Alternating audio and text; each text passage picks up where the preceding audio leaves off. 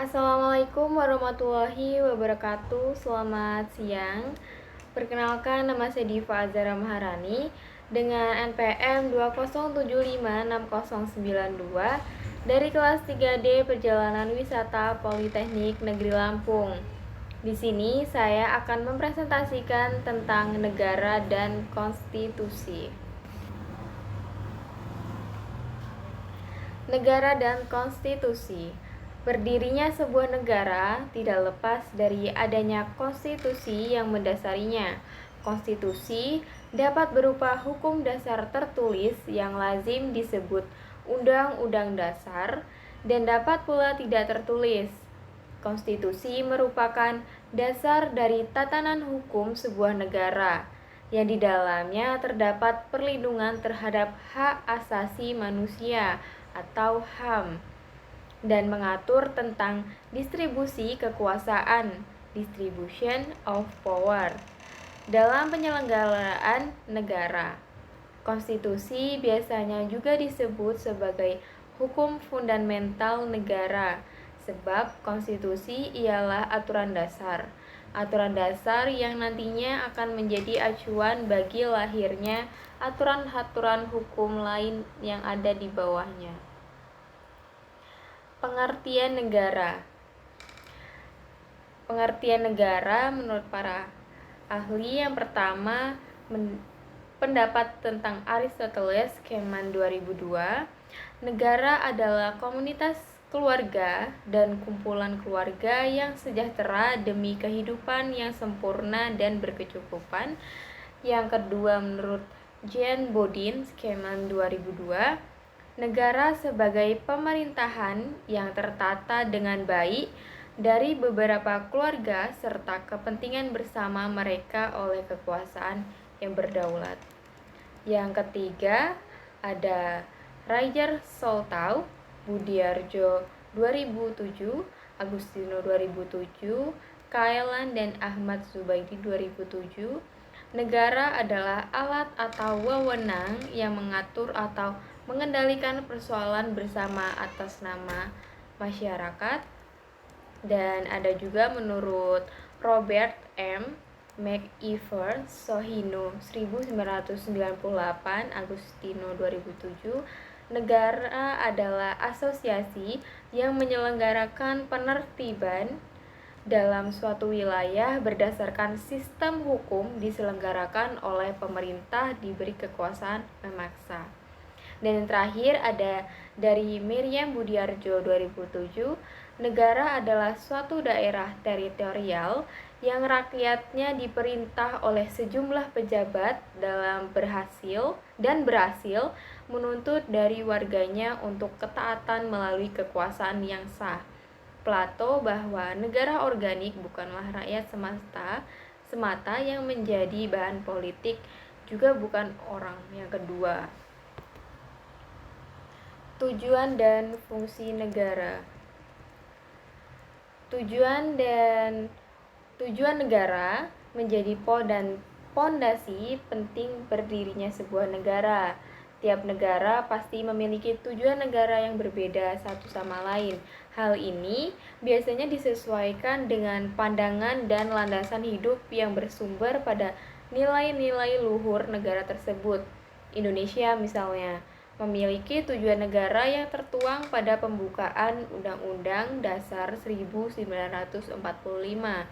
Dan fungsi negara secara umum ada 4, yakni untuk melaksanakan ketertiban dan keamanan, fungsi kemakmuran dan kesejahteraan, fungsi pertahanan dan keamanan, serta fungsi menegakkan keadilan. Fungsi pengaturan dan ketertiban sangat penting dalam mencegah bentrokan maupun pertikaian yang mungkin timbul dalam masyarakat. Adapun pengertian konstitusi, yang pertama dari K.C. Weir. Konstitusi yaitu semuanya sistem ketatanegaraan suatu negara yang berupa himpunan peraturan yang mengatur pemerintah dalam pemerintahan suatu negara. Dan yang kedua ada dari Hermann Heller, konstitusi Konstitusi mempunyai guna luas daripada Undang-Undang Dasar. Konstitusi tidak hanya bersifat yuridis, tetapi juga sosiologis dan politis.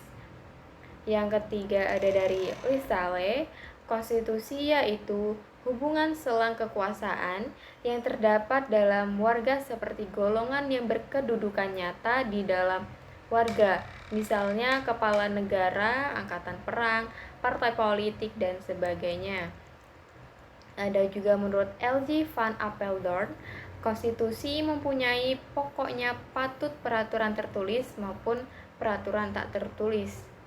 Ada juga dari Koernimanto Sutopawiro, istilah konstitusi berasal dari bahasa Latin quisque, yang berfaedah bersama dengan dan statut yang berfaedah membuat sesuatu supaya berdiri. Jadi konstitusi berfaedah menetapkan secara bersama. Tujuan dan fungsi konstitusi. Tujuan konstitusi yang pertama itu untuk memberikan pembatasan dan pengawasan terhadap kekuasaan politik. Dan yang kedua, untuk membebaskan kekuasaan dari kontrol mutlak para penguasa serta menetapkan batas-batas kekuasaan bagi penguasa. Adapun fungsi konstitusi yang pertama, konstitusi menjadi hukum dasar negara. Yang kedua, konstitusi harus merupakan sekumpulan aturan-aturan dasar yang menetapkan lembaga-lembaga penting negara. Yang ketiga, konstitusi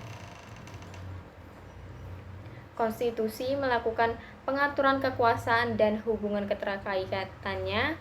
Yang keempat, konstitusi mengatur hak-hak dasar dan kewajiban warga negara dan pemerintah, baik sendiri-sendiri maupun bersama-sama. Yang kelima, konstitusi harus mengatur dan membatasi kekuasaan negara dan lembaga-lembaganya. Yang keenam, konstitusi merupakan ideologi elit penguasa. Dan yang terakhir, konstitusi menentukan hubungan material antara negara dan masyarakat. Keberadaan konstitusi tidak dapat dilepaskan dengan keberadaan negara. Konstitusi ditempatkan pada posisi teratas yang menjadi pedoman untuk berjalannya sebuah negara dan mencapai tujuan bersama warga negara. Adapun fungsi konstitusi baik tertulis maupun tidak tertulis adalah sebagai berikut. Yang pertama, fungsi penentu dan pembatas kekuasaan organ negara. Yang kedua, fungsi pengatur hubungan kekuasaan antar organ negara. Yang ketiga, fungsi pengatur hubungan antar organ negara dengan warga negara. Yang keempat, fungsi pemberi atau sumber legitimasi terhadap kekuasaan negara ataupun kegiatan penyelenggaraan kekuasaan negara. Yang kelima, fungsi penyalur atau pengalih kewenangan dari sumber kekuasaan yang asli, yang dalam sistem demokrasi adalah rakyat, kepada organ negara. Yang keenam, fungsi simbolik sebagai pemersatu. Yang ketujuh, fungsi simbolik sebagai rujukan identitas dan keagungan kebangsaan. Yang kedelapan, fungsi simbolik sebagai pusat upacara. Yang kesembilan, fungsi sebagai sarana pengendalian masyarakat, baik dalam arti sempit hanya di bidang politik maupun dalam arti luas yang mencakup sosial dan ekonomi. Dan yang terakhir, fungsi sebagai sarana perekayasaan dan pembaruan masyarakat, social engineering dan social reform, baik dalam arti sempit ataupun luas.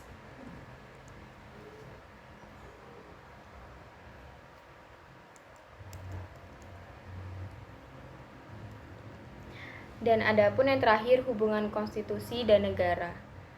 Hubungan antara konstitusi dengan negara sangat erat.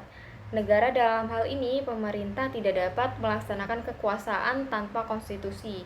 Demikian sebaliknya, konstitusi tidak akan lahir tanpa adanya negara. Akan tetapi, kelahiran sebuah konstitusi adalah kehendak dari rakyat, sebab rakyatlah yang memiliki kedaulatan atas negara. Dalam pandangan K.C. Weyl, konstitusi digambarkan sebagai sistem kenegaraan dari suatu negara dan kumpulan dari berbagai peraturan yang membentuk serta mengatur pemerintahan.